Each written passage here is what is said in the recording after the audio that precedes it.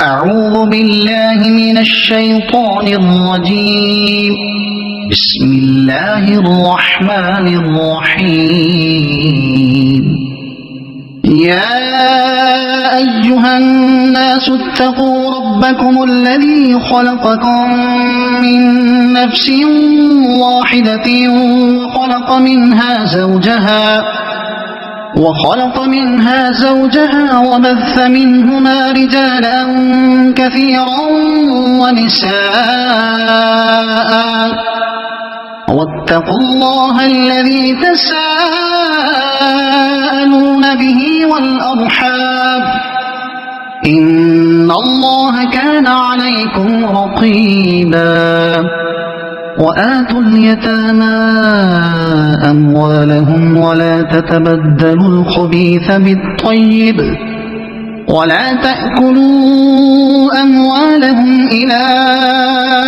أموالكم إنه كان حوبا كبيرا. وإن خفتم ألا تقسطوا في اليتامى فانكحوا ما طاب لكم من النساء مثنى وثلاث ورباع، فإن خفتم ألا تعدلوا فواحدة أو ما ملكت أيمانكم ذلك أدنى ألا تعولوا. وآتوا النساء صدقاتهن نحلة فإن طبن لكم عن شيء منه نفسا فكلوه هنيئا مريئا. ولا تؤتوا السفهاء أموالكم التي جعل الله لكم قياما وارزقوهم فيها واكسوهم وقولوا لهم قولا معروفا. وابتلوا اليتامى حتى إذا بلغوا النكاح فإن آنستم منهم رشدا فادفعوا إليهم أموالهم ولا تأكلوها إسرافا وبدارا أن يكبروا. ومن كان غنيا فليستعفف ومن كان فقيرا فليأكل بالمعروف. فإذا دفعتم إليهم أموالهم فأشهدوا عليهم وكفى بالله حسيبا. للرجال نصيب مما ترك الوالدان والأقربون وللنساء نصيب مما ترك الوالدان والأقربون مما قل منه أو كثر نصيبا مفروضا. وإذا حضر القسمة أولو القربى واليتامى والمساكين فارزقوهم منه وقولوا لهم قولا معروفا. وليخشى الذين لو تركوا من خلفهم ذرية ضعافا خافوا عليهم فليتقوا الله وليقولوا قولا سديدا. إن الذين يأكلون أموال اليتامى ظلما إنما يأكلون في بطونهم نارا وسيصلون سعيرا. يوصيكم الله في أولادكم للذكر مثل حظ الأنثيين فإن كن نساء فوق 2 فلهن ثلثا ما ترك وإن كانت واحدة فلها النصف ولأبويه لكل واحد منهما السدس مما ترك إن كان له ولد فإن لم يكن له ولد وورثه أبواه فلأمه الثلث، فإن كان له إخوة فلأمه السدس من بعد وصية يوصي بها أو دين. آباؤكم وأبناؤكم لا تدرون أيهم أقرب لكم نفعا فريضة من الله إن الله كان عليما حكيما. ولكم نصف ما ترك أزواجكم إن لم يكن لهن ولد، فإن كان لهن ولد فلكم الربع مما تركن من بعد وصية يوصين بها أو دين، ولهن الربع مما تركتم إن لم يكن لكم ولد، فإن كان لكم ولد فلهن الثمن مما تركتم من بعد وصية توصون بها أو دين. وإن كان رجل يورث كلالة أو امرأة وله أخ أو أخت فلكل واحد منهما السدس، فإن كانوا أكثر من ذلك فهم شركاء في الثلث من بعد وصية يوصى بها أو دين، من بعد وصية يوصى بها أو دين غير مضار، وصية من الله والله عليم حليم. تلك حدود الله ومن يطع الله ورسوله يدخله جنات تجري من تحتها الأنهار خالدين فيها وذلك الفوز العظيم. ومن يعص الله ورسوله ويتعد حدوده يدخله نارا خالدا فيها وله عذاب مهين. واللاتي يأتين الفاحشة من نسائكم فاستشهدوا عليهن 4 منكم، فإن شهدوا فأمسكوهن في البيوت حتى يتوفاهن الموت أو يجعل الله لهن سبيلا. واللذان يأتيانها منكم فآذوهما، فإن تابا وأصلحا فأعرضوا عنهما إن الله كان توابا رحيما. إنما التوبة على الله للذين يعملون السوء بجهالة ثم يتوبون من قريب فأولئك يتوب الله عليهم وكان الله عليما حكيما. وليست التوبة للذين يعملون السيئات حتى إذا حضر أحدهم الموت قال إني تبت الآن ولا الذين يموتون وهم كفار أولئك أعتدنا لهم عذابا أليما. يا أيها الذين آمنوا لا يحل لكم أن ترثوا النساء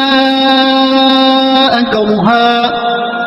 ولا تعضلوهن لتذهبوا ببعض ما آتيتموهن إلا أن يأتين بفاحشة مبينة وعاشروهن بالمعروف فإن كرهتموهن فعسى أن تكرهوا شيئا ويجعل الله فيه خيرا كثيرا وإن أردتم استبدال زوج مكان زوج وآتيتم إحداهن قنطارا فلا تأخذوا منه شيئا أتأخذونه بهتانا وإثما مبينا وكيف تأخذونه وقد أفضى بعضكم إلى بعض وأخذن منكم ميثاقا غليظا ولا تنكحوا ما نكح آباؤكم من النساء إلا ما قد سلف إنه كان فاحشة ومقتا وساء سبيلا حرمت عليكم أمهاتكم وبناتكم وأخواتكم وعماتكم وخالاتكم وبنات الأخ وبنات الأخت وأمهاتكم اللاتي أرضعنكم وأخواتكم من الرضاعة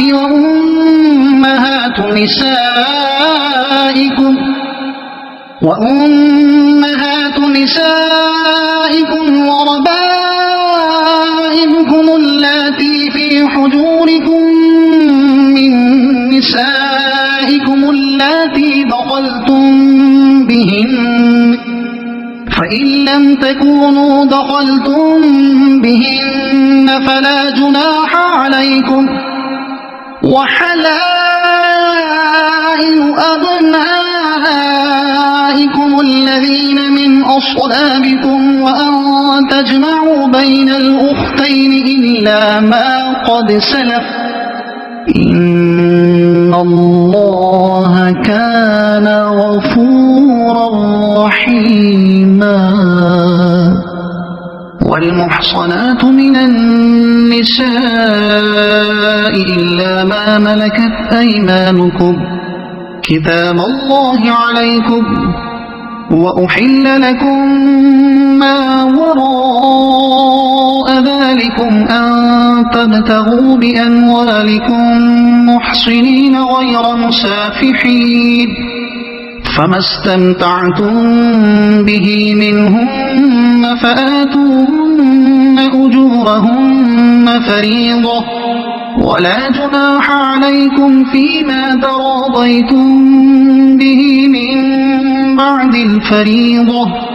إن الله كان عليما حكيما ومن لم يستطع منكم طولا أن ينكح المحصنات المؤمنات فمما ملكت أيمانكم من فتياتكم المؤمنات والله أعلم بإيمانكم بعضكم من بعض فانكحوهن بإذن أهلهن وآتوهن أجورهن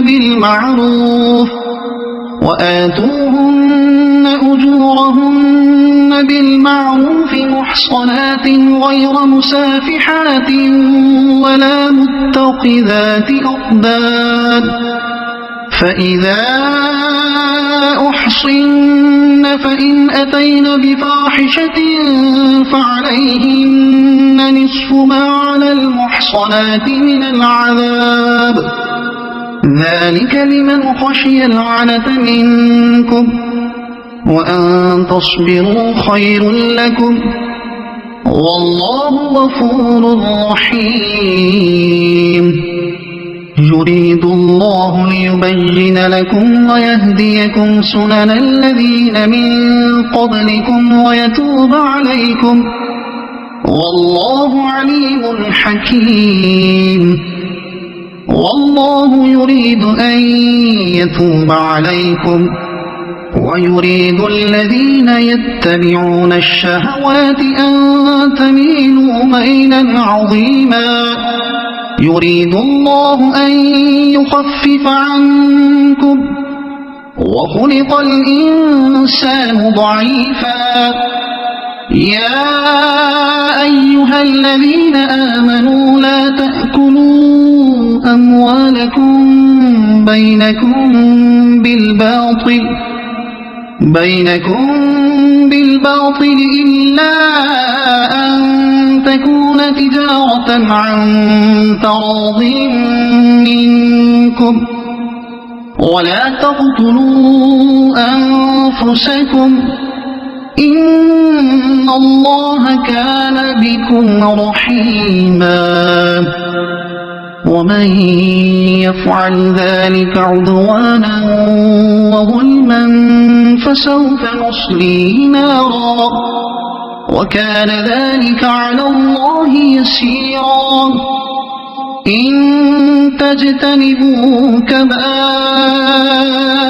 ما تنهون عنه نكفر عنكم سيئاتكم وندخلكم مدخلا كريما.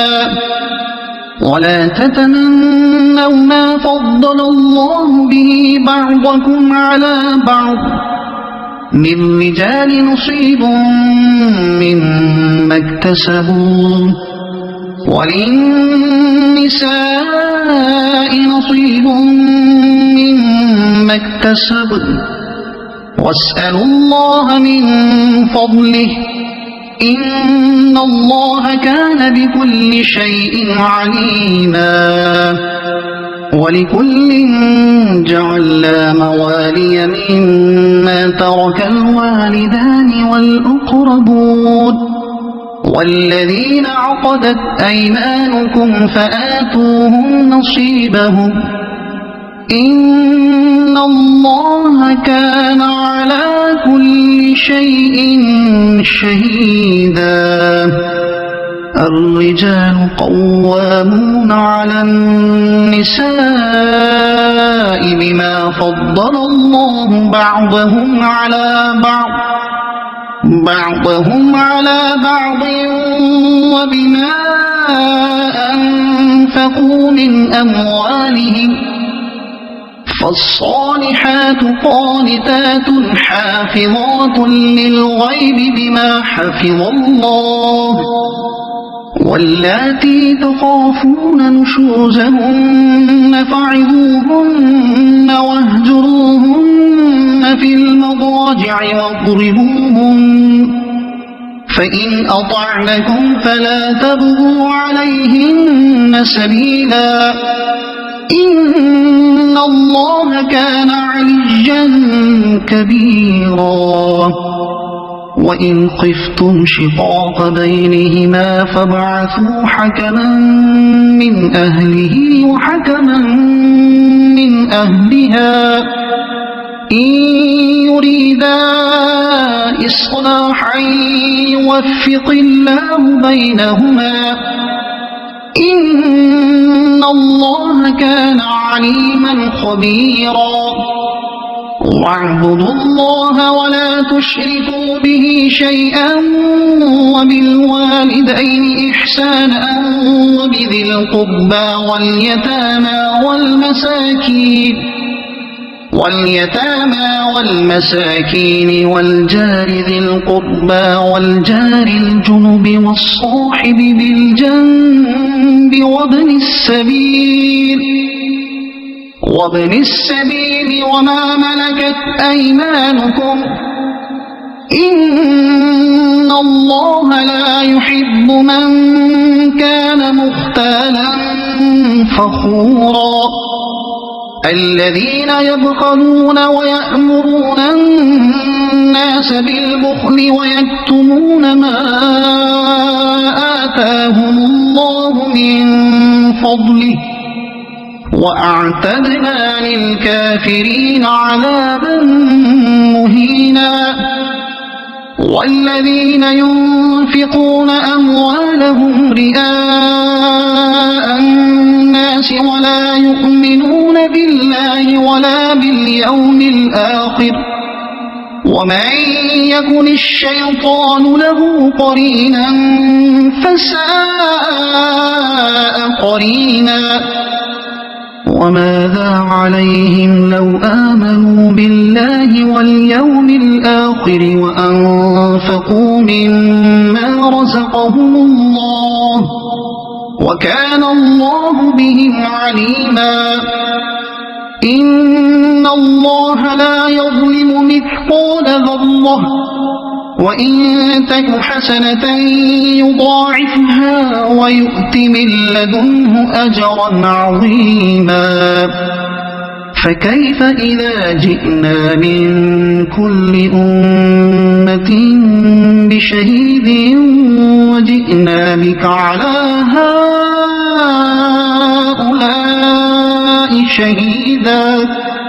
يومئذ يود الذين كفروا وعصوا الرسول لو تسوى بهم الأرض ولا يكتمون الله حديثا يا أيها الذين آمنوا لا تقربوا الصلاة وأنتم سكارى حتى تعلموا ما تقولون ولا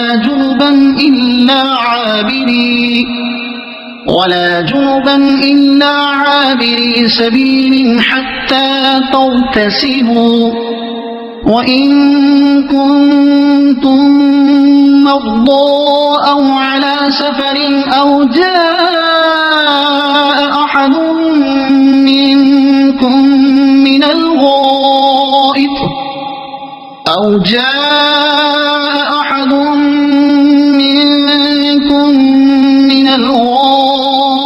أو لامستم النساء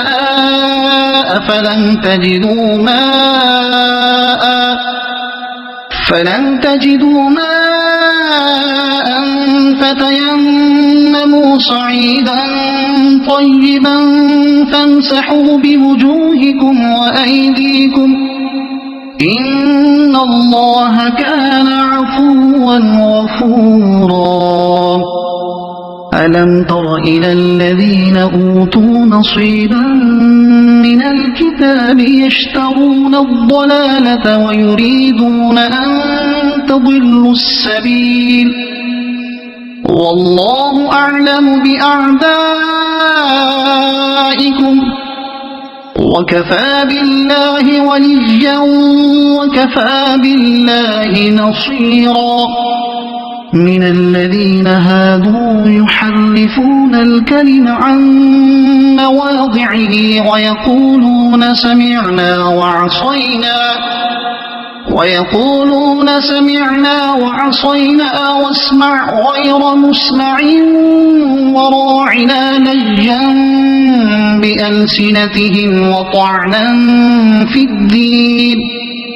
ولو أنهم قالوا سمعنا وأطعنا واسمع وانظرنا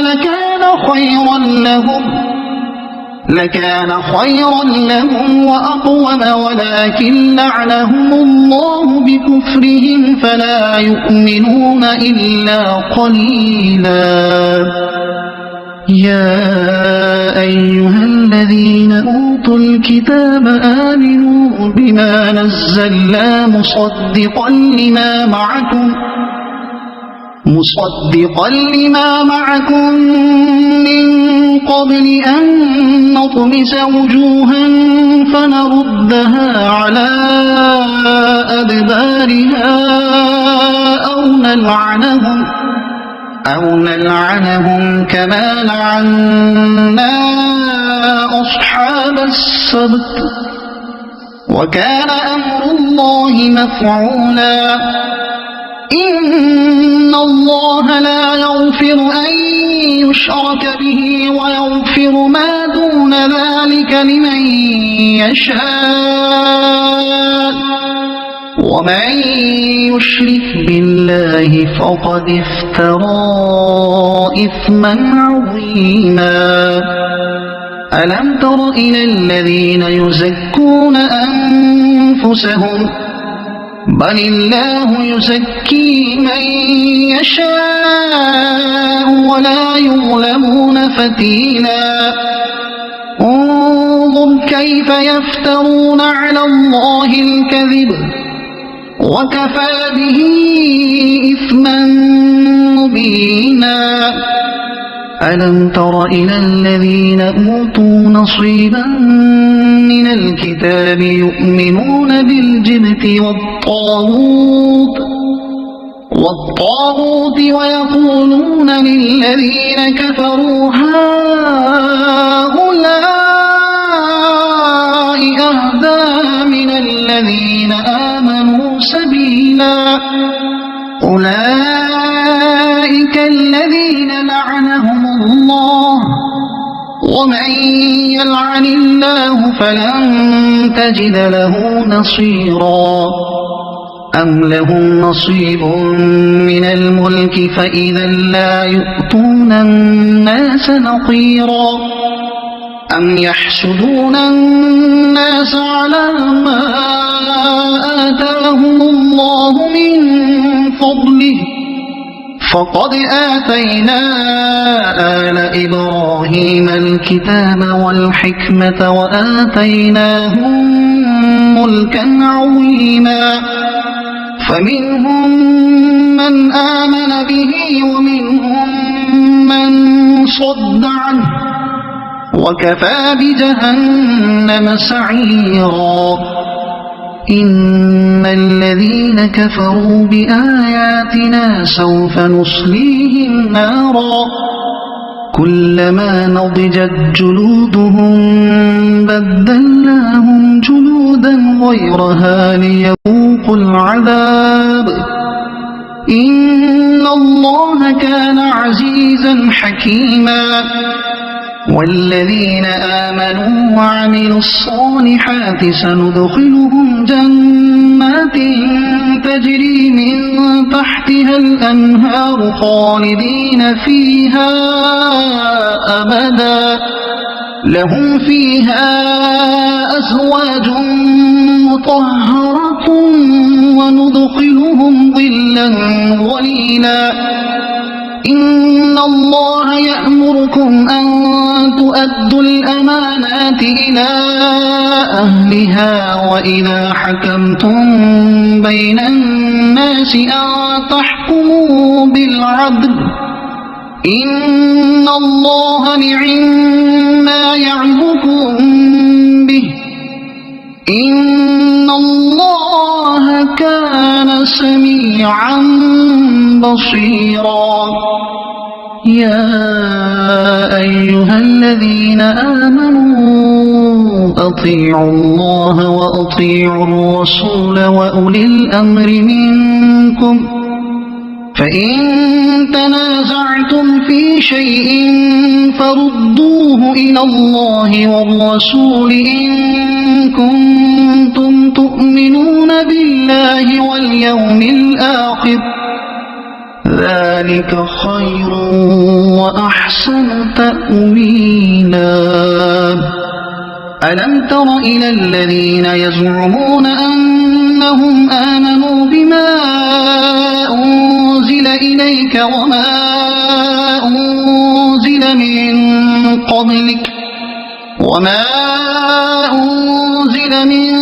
قبلك يريدون أن يتحاكموا إلى الطاغوت وقد أمروا أن يكفروا به ويريد الشيطان أن يضلهم ضلالا بعيدا وإذا قيل لهم تعالوا إلى ما أنزل الله وإلى الرسول رأيت المنافقين يصدون عنك صدودا فكيف إذا أصابتهم مصيبة بما قدمت أيديهم ثم جاءوك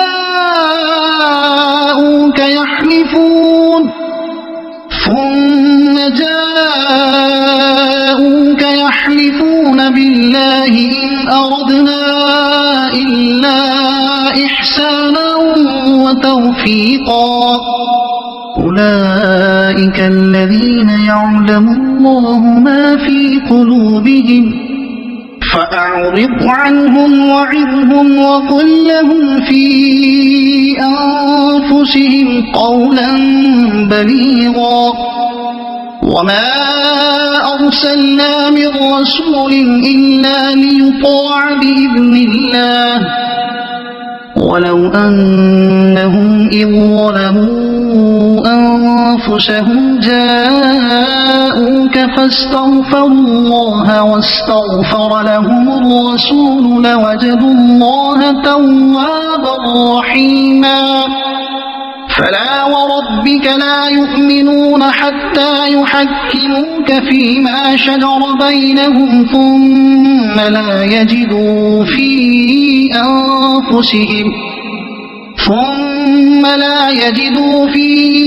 أنفسهم حرجا مما قضيت ويسلموا تسليما ولو أنا كتبنا عليهم أن اقتلوا أنفسكم أو اخرجوا من دياركم ما فعلوه إلا قليل منهم ولو أنهم فعلوا ما يوعظون به لكان خيرا لهم وأشد تثبيتا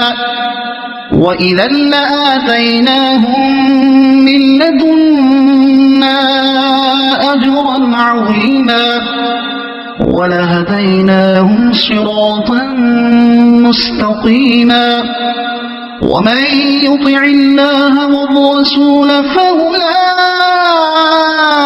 مع الذين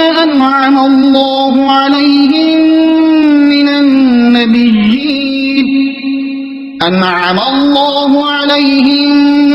من النبيين والصديقين والشهداء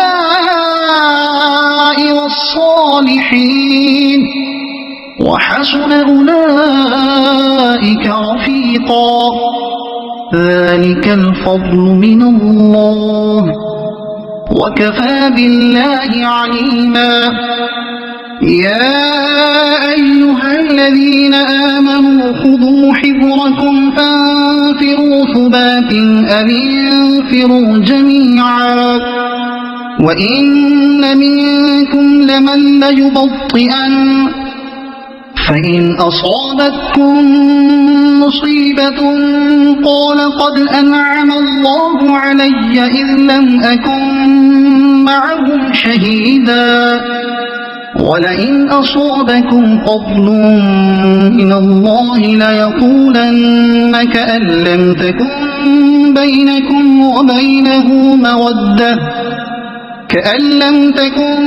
بينكم وبينه مودة يا ليتني كنت معهم فأفوز فوزا عظيما فليقاتل في سبيل الله الذين يشرون الحياة الدنيا بالآخرة ومن يقاتل في سبيل الله فيقتل أو يغلب فسوف نؤتيه أجرا عظيما وما لكم لا تقاتلون في سبيل الله والمستضعفين من الرجال والنساء والولدان الذين يقولون ربنا أخرجنا من هذه القرية الظالم أهلها واجعل لنا من لدنك وليا واجعل لنا من لدنك نصيرا الذين آمنوا يقاتلون في سبيل الله والذين كفروا يقاتلون في سبيل الطاغوت فقاتلوا أولياء الشيطان إن كيد الشيطان كان ضعيفا ألم تر إلى الذين قيل لهم كفوا أيديكم وأقيموا الصلاة وآتوا الزكاة فلما كتب عليهم القتال إذا فريق منهم يخشون الناس كخشية الله أو أشد خشية وقالوا ربنا لم كتبت علينا القتال لولا أخرتنا إلى أجل قريب قل متاع الدنيا قليل والآخرة خير لمن اتقى ولا تظلمون فتيلا أينما تكونوا يدرككم الموت ولو كنتم في بروج مشيدة وإن تصبهم حسنة يقولوا هذه من عند الله وإن تصبهم سيئة يقولوا هذه من عندك قل كل من عند الله فما لهؤلاء القوم لا يكادون يفقهون حديثا ما أصابك من حسنة فمن الله وما أصابك من سيئة فمن نفسك وأرسلناك للناس رسولا وكفى بالله شهيدا من يطع الرسول فقد أطاع الله ومن تولى فما أرسلناك عليهم حفيظا ويقولون طاعة فإذا برزوا من عندك بيت طائفة منهم غير الذي تقول والله يكتب ما يبيتون فأعرض عنهم وتوكل على الله وكفى بالله وكيلا أفلا يتدبرون القرآن ولو كان من عند غير الله لوجدوا فيه اختلافا كثيرا وإذا جاءهم أمر من الأمن أو الخوف أذاعوا به ولو ردوه إلى الرسول وإلى أولي الأمر منهم لعلمه الذين يستنبطونه منهم ولولا فضل الله عليكم ورحمته لاتبعتم الشيطان إلا قليلا فقاتل في سبيل الله لا تكلف إلا نفسك وحرض المؤمنين عسى الله أن يكف بأس الذين كفروا والله أشد بأسا وأشد تنكيلا من يشفع شفاعة حسنة يكن له نصيب منها ومن يشفع شفاعة سيئة يكن له كفل منها وكان الله على كل شيء مقيتا وإذا حييتم بتحية فحيوا بأحسن منها أو ردوها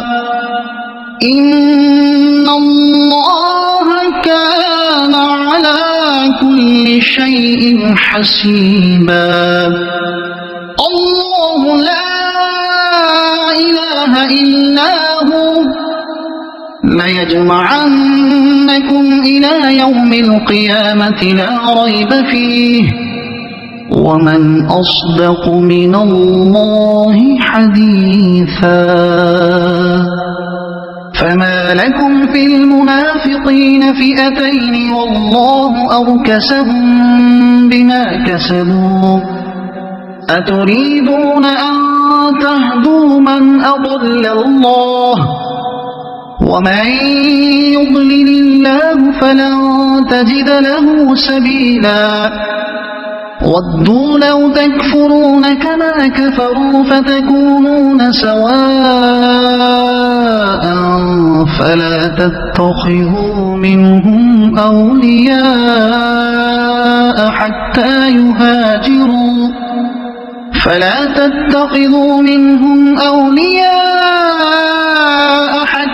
يهاجروا في سبيل الله فإن تولوا فخذوهم واقتلوهم حيث وجدتموهم ولا تتخذوا منهم وليا ولا نصيرا إلا الذين يصلون إلى قوم بينكم وبينهم ميثاق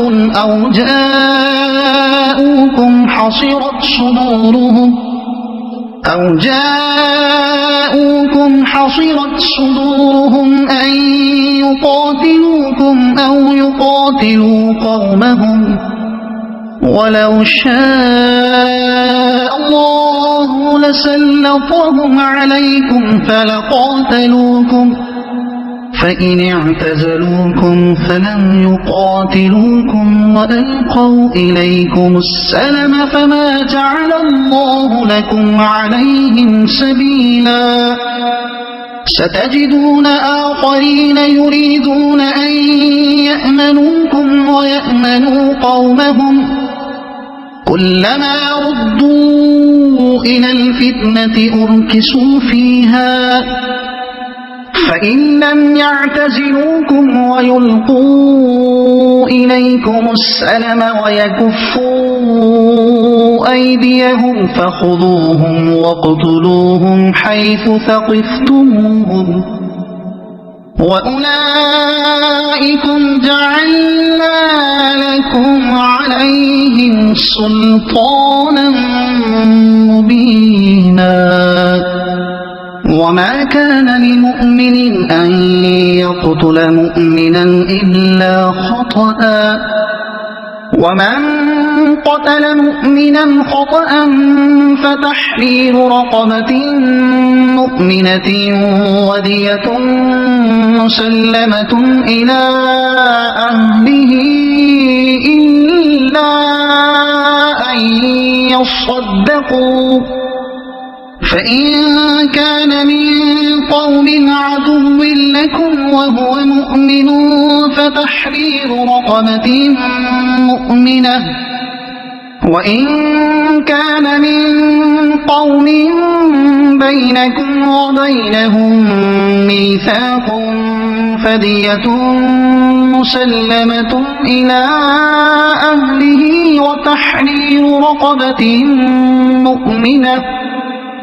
فمن لم يجد فصيام شهرين متتابعين توبة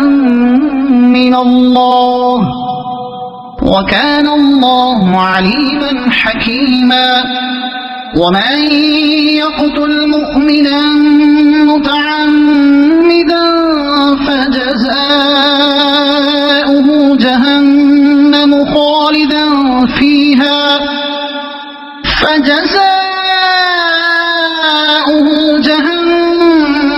خالدا فيها وغضب الله عليه ولعنه وأعد له عذابا عظيما يا أيها الذين آمنوا إذا ضربتم في سبيل الله فتبينوا ولا تقولوا لمن ألقى إليكم السلام لست مؤمنا تبتغون عرض الحياة الدنيا فعند الله مغانم كثيرة كذلك كنتم من قبل فمن الله عليكم فتبينوا إن الله كان بما تعملون خبيرا لا يستوي القاعدون من المؤمنين غير أولي الضرر والمجاهدون في سبيل الله بأموالهم وأنفسهم فضل الله المجاهدين بأموالهم وأنفسهم على القاعدين درجة وكلا وعد الله الحسنى وفضل الله المجاهدين على القاعدين أجرا عظيما درجات منه ومغفرة ورحمة وكان الله غفورا رحيما إن الذين توفاهم الملائكة ظالمي أنفسهم قالوا فيم كنتم قالوا كنا مستضعفين في الأرض قالوا ألم تكن أرض الله واسعة فتهاجروا فيها فأولئك مأواهم جهنم وساءت مصيرا إلا المستضعفين من الرجال والنساء والولدان لا يستطيعون حيلة ولا يهتدون سبيلا فأولئك عسى الله أن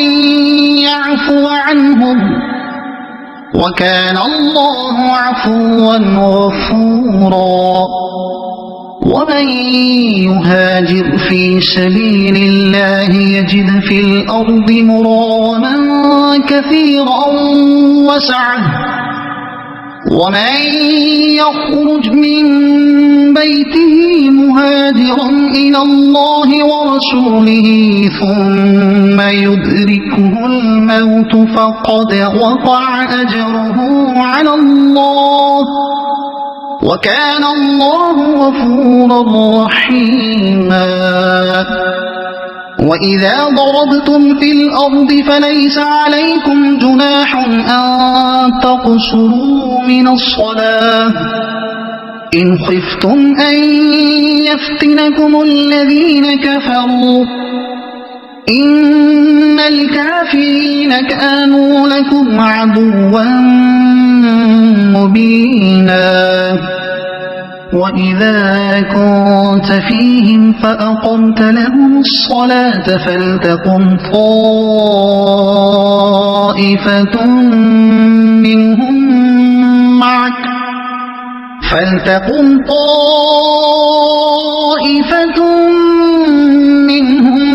معك وليأخذوا أسلحتهم فإذا سجدوا فليكونوا من ورائكم ولتأت طائفة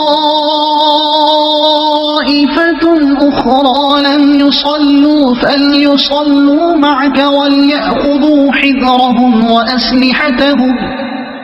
ود الذين كفروا لو تغفلون عن أسلحتكم وأمتعتكم فيميلون عليكم ميلة واحدة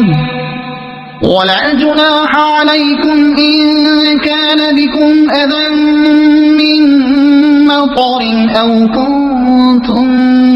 مرضى أن تضعوا أسلحتكم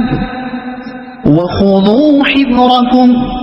إن الله أعد للكافرين عذابا مهينا فإذا قضيتم الصلاة فاذكروا الله قياما وقعودا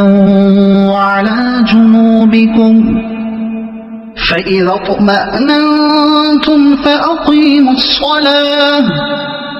إن الصلاة كانت على المؤمنين كتابا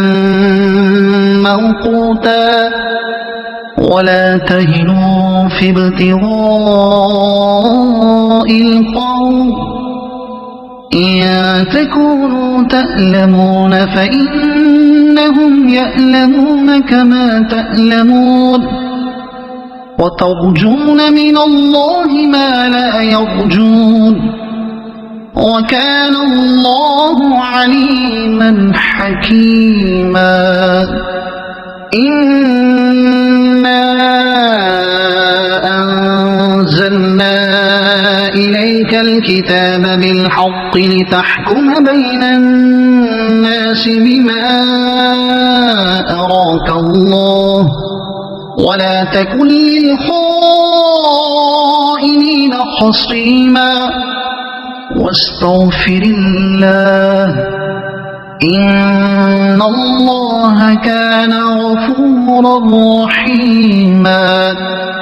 ولا تجادل عن الذين يختانون أنفسهم إن الله لا يحب من كان خوانا أثيما يستخفون من الناس ولا يستخفون من الله وهو معهم إذ يبيتون ما لا يرضى من القول وكان الله بما يعملون محيطا ها أنتم هؤلاء جادلتم عنهم في الحياة الدنيا فمن يجادل الله عنهم يوم القيامة أم من يكون عليهم وكيلا ومن يعمل سوءا أو يظلم نفسه ثم يستغفر الله يجد الله غفورا رحيما ومن يكسب إثما فإنما يكسبه على نفسه وكان الله عليما حكيما ومن يكسب خطيئة أو إثما ثم يرم به بريئا فقد احتمل بهتانا وإثما مبينا ولولا فضل الله عليك ورحمته لهم طائفة منهم أن يضلوك وما يضلون إلا أنفسهم وما يضرونك من شيء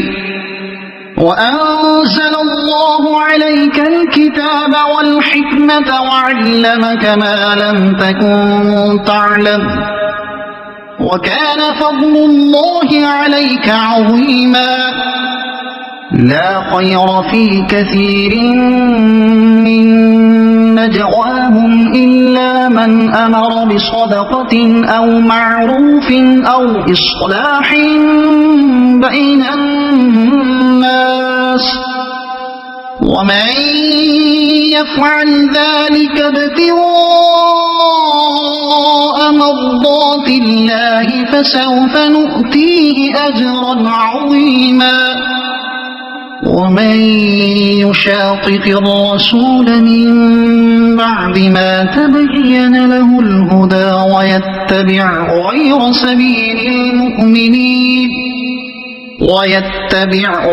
سبيل المؤمنين نوله ما تولى ونصله جهنم وساءت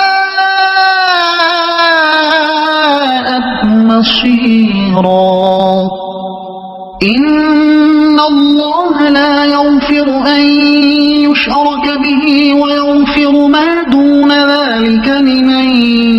يشاء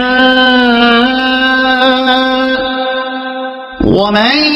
يشرك بالله فقد ضل ضلالا بعيدا إن يدعون من دونه إلا إناثا وإن يدعون إلا شيطانا مريدا لعنه الله وقال لأتخذن من عبادك نصيبا مفروضا ولأضلنهم ولأمنينهم ولآمرنهم فليبتكن آذان الأنعام ولآمرنهم فليغيرن خلق الله ومن يتخذ الشيطان وليا من دون الله فقد خسر خسرانا مبينا يعدهم ويمنيهم وما يعدهم الشيطان إلا غرورا أولئك مأواهم جهنم ولا يجدون عنها محيصا والذين آمنوا وعملوا الصالحات سندخلهم جنات تجري من تحتها الأنهار خالدين فيها أبدا وعد الله حقا ومن أصدق من الله قيلا ليس بأمانيكم ولا أماني أهل الكتاب من يعمل سوءا يجز به ولا يجد له من دون الله وليا ولا نصيرا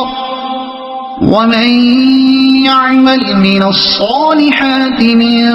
ذكر أو أنثى وهو مؤمن فأولئك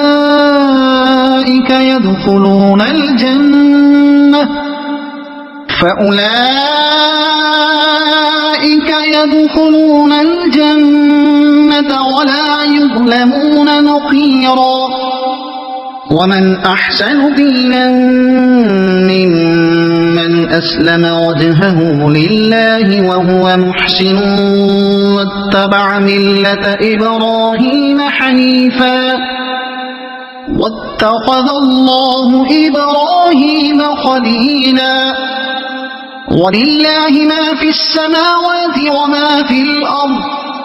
وكان الله بكل شيء محيطا ويستفتونك في النساء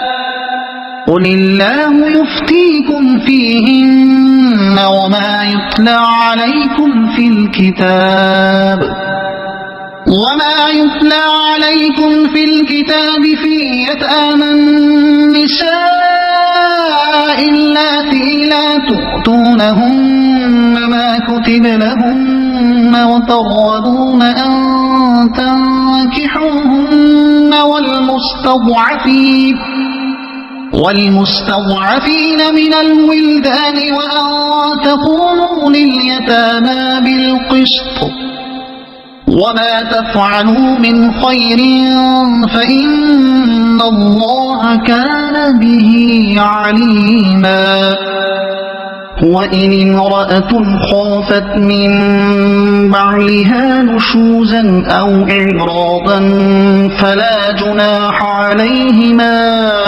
أن يصلحا بينهما صلحا والصلح خير وأحضرت الأنفس الشح وإن تحسنوا وتتقوا فإن الله كان بما تعملون خبيرا ولن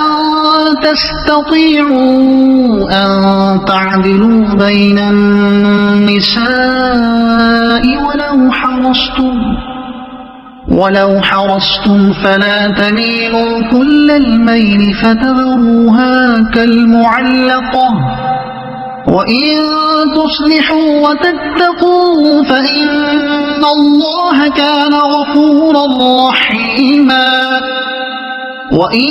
يتفرقا يغن الله كلا من سعته وكان الله واسعا حكيما ولله ما في السماوات وما في الأرض ولقد وصينا الذين أوتوا الكتاب من قبلكم وإياكم أن اتقوا الله وإن تكفروا فإن لله ما في السماوات وما في الأرض وكان الله غنيا حميدا ولله ما في السماوات وما في الأرض وكفى بالله وكيلا إن يشأ يذهبكم أيها الناس ويأتي بآخرين وكان الله على ذلك قديرا من كان يريد ثواب الدنيا فعند الله ثواب الدنيا والآخرة وكان الله سميعا بصيرا يا أيها الذين آمنوا كونوا قوامين بالقسط شهداء لله ولو على أنفسكم أو الوالدين والأقربين إن يكن غنيا أو فقيرا فالله أولى بهما فلا تتبعوا الهوى أن تعدلوا وإن تلووا أو تعرضوا فإن الله كان بما تعملون خبيرا يا أيها الذين آمنوا بالله ورسوله والكتاب الذي نزل على رسوله والكتاب الذي أنزل من قبل ومن يكفر بالله وملائكته وكتبه ورسله واليوم الآخر فقد ضل ضلالا بعيدا إن الذين آمنوا ثم كفروا ثم آمنوا ثم كفروا ثم ازدادوا كفرا لم يكن الله ليغفر لهم ولا ليهديهم سبيلا بشر المنافقين بأن لهم عذابا أليما الذين يتخذون الكافرين أولياء من دون المؤمنين أيبتغون عندهم العزة فإن العزة لله جميعا وقد نزل عليكم في الكتاب أن إذا سمعتم آيات الله يكفر بها ويستهزأ بها فلا تقعدوا معهم حتى يخوضوا في حديث غيره إنكم إذا مثلهم إن الله جامع المنافقين والكافرين في جهنم جميعا الذين يتربصون بكم فإن كان لكم فتح من الله قالوا ألم نكن معكم وإن كان للكافرين نصيب قالوا ألم نستحوذ عليكم ونمنعكم من المؤمنين فالله يحكم بينكم يوم القيامة ولن يجعل الله للكافرين على المؤمنين سبيلا إن المنافقين يخادعون الله وهو خادعهم وإذا قاموا إلى الصلاة قاموا كسالى يراءون الناس ولا يذكرون الله إلا قليلا مذبذبين بين ذلك لا إله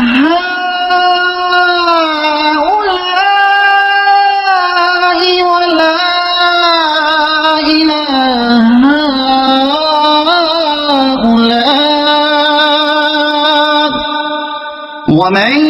يضلل الله فلن تجد له سبيلا يا أيها الذين آمنوا لا تتخذوا الكافرين أولياء من دون المؤمنين أتريدون أن تجعلوا لله عليكم سلطانا مبينا إن المنافقين في الدرك الأسفل من النار ولن تجد لهم نصيرا إلا الذين تابوا وأصلحوا واعتصموا بالله وأخلصوا دينهم لله فأولئك مع المؤمنين وسوف يؤتي الله المؤمنين أجرا عظيما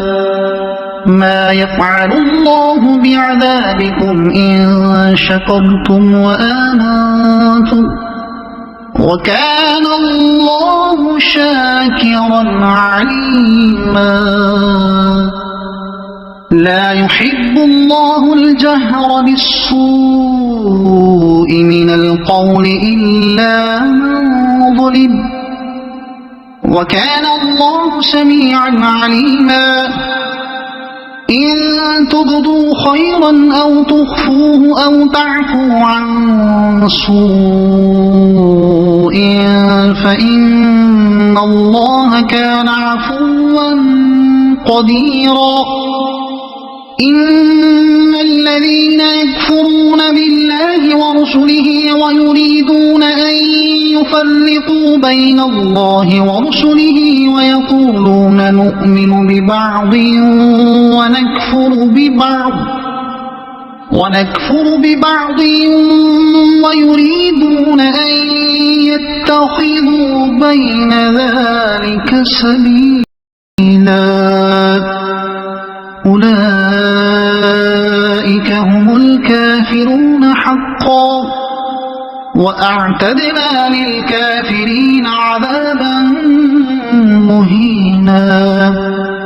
والذين آمنوا بالله ورسله ولم يفرقوا بين أحد منهم أولئك سوف يؤتيهم أجورهم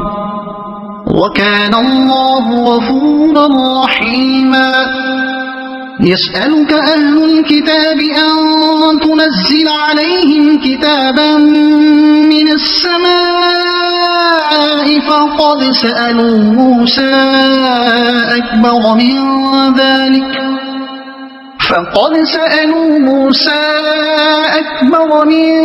ذلك فقالوا أرنا الله جهرة فأخذتهم الصاعقة بظلمهم ثم اتخذوا العجل من بعد ما جاءتهم البينات فعفونا عن ذلك وآتينا موسى سلطانا مبينا ورفعنا فوقهم الطور بميثاقهم وقلنا لهم ادخلوا الباب سجدا وقلنا لهم لا تعدوا في السبت وأخذنا منهم ميثاقا غليظا فبما نقضهم ميثاقهم وكفرهم بآيات الله وقتلهم الأنبياء بغير حق وقولهم قلوبنا غلف بل طبع الله عليها بكفرهم فلا يؤمنون إلا قليلا وبكفرهم وقولهم على مريم بهتانا عظيما وقولهم إنا قتلنا المسيح عيسى ابن مريم رسول الله وما قتلوه وما صلبوه ولكن شبه لهم وإن الذين اختلفوا فيه لفي شك منه ما لهم به من علم إلا اتباع الظن وما قتلوه يقينا بل رفعه الله إليه وكان الله عزيزا حكيما وإن من أهل الكتاب إلا ليؤمنن به قبل موته ويوم القيامة يكون عليهم شهيدا فبظلم من الذين هادوا حرمنا عليهم طيبات أحلت لهم وبصدهم عن سبيل الله كثيرا وأخذهم الربا وقد نهوا عنه وأكلهم أموال الناس بالباطل وأعتدنا للكافرين منهم عذابا أليما لكن الراسخون في العلم منهم والمؤمنون يؤمنون بما أنزل إليك وما أنزل من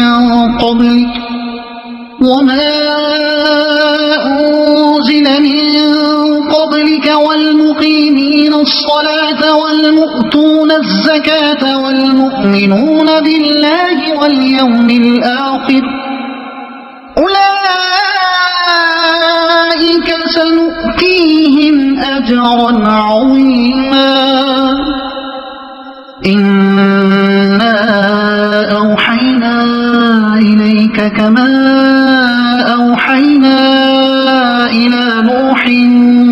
والنبيين من بعده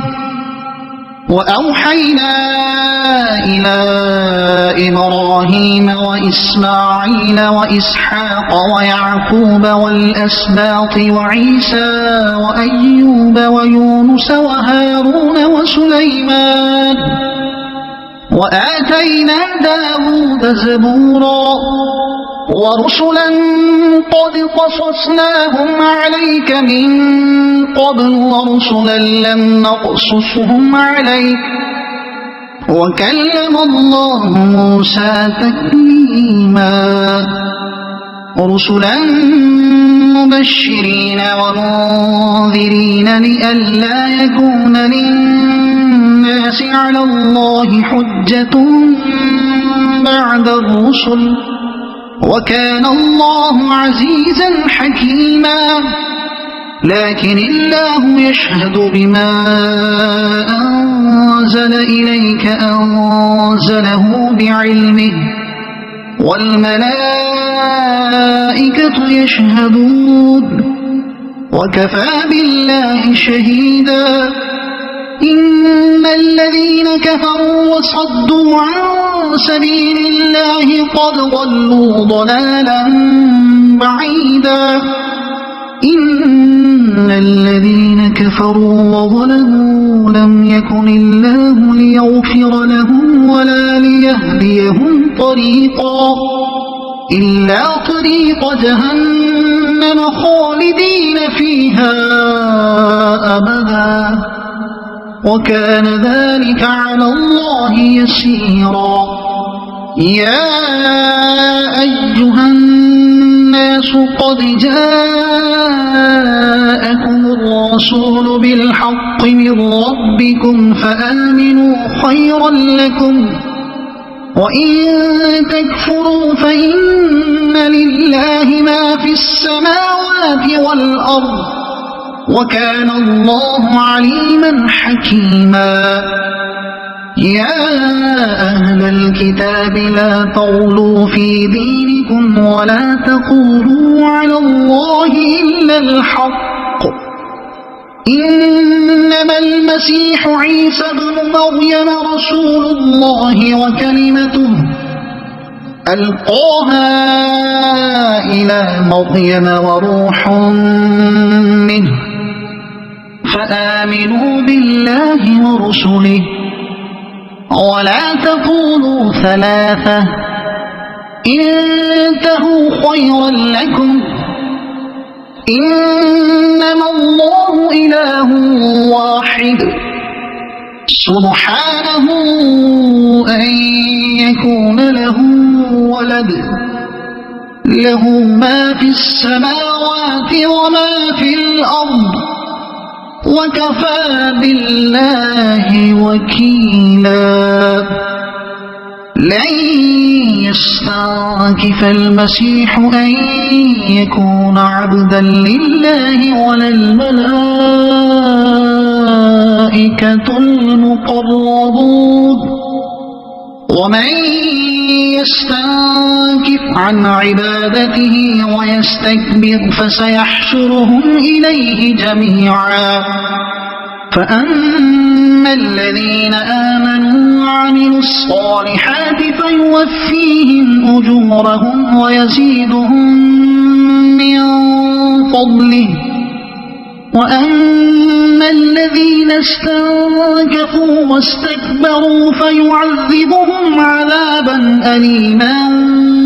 ولا يجدون لهم من دون الله وليا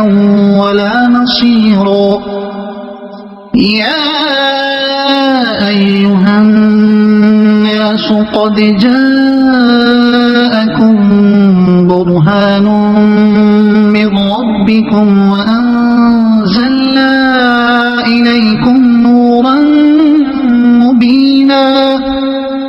فأما الذين آمنوا بالله واعتصموا به فسيدخلهم في رحمة منه وفضل ويهديهم إليه صراطا مستقيما يستفتونك قل الله يفتيكم في الكلالة إن امرؤ هلك ليس له ولد وله أخت فلها نصف ما ترك وهو يرثها إن لم يكن لها ولد فإن كانت اثنتين فلهما الثلثان مما ترك وإن كانوا إخوة رجالا ونساء فللذكر مثل حظ الأنثيين يبين الله لكم أن تضلوا والله بكل شيء عليم صدق الله